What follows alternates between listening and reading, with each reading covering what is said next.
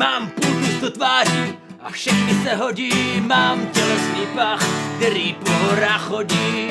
Nevím co vím, ale cítím se lodí a pluju vstříc touze, už plody své plodím.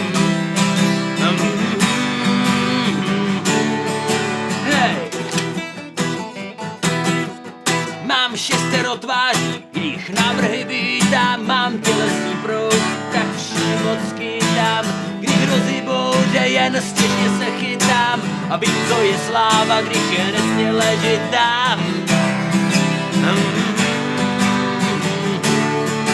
Hej.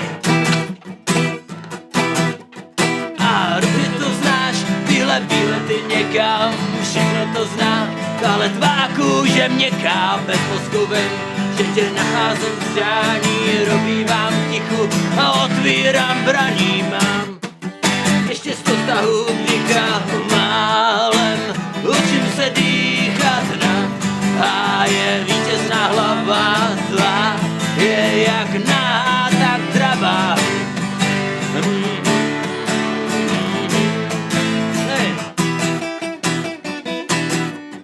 Váš tělesný pach se v mých nozdrách točí, váš ctihodný pán je můj věrný kočí. Nejvyšší to, a když mezi nás kročí, jenom váš pán mý koně ochočím.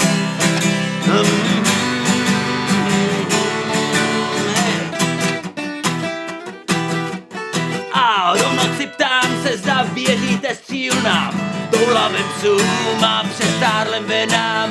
Do ticha vzhůru své dlaně spínám, váš tělesný pach je nepustí jinam.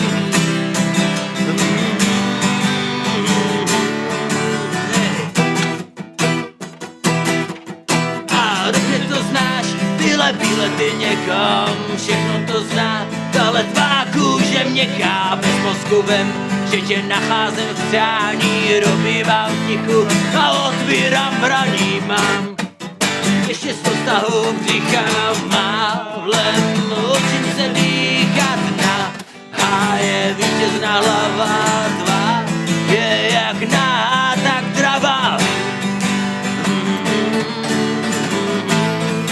Hey.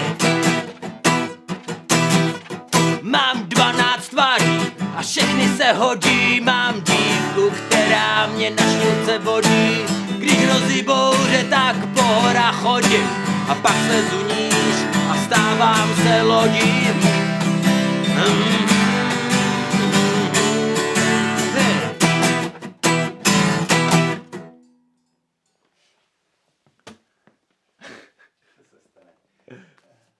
Ne, to bylo jako v pohodě, ne?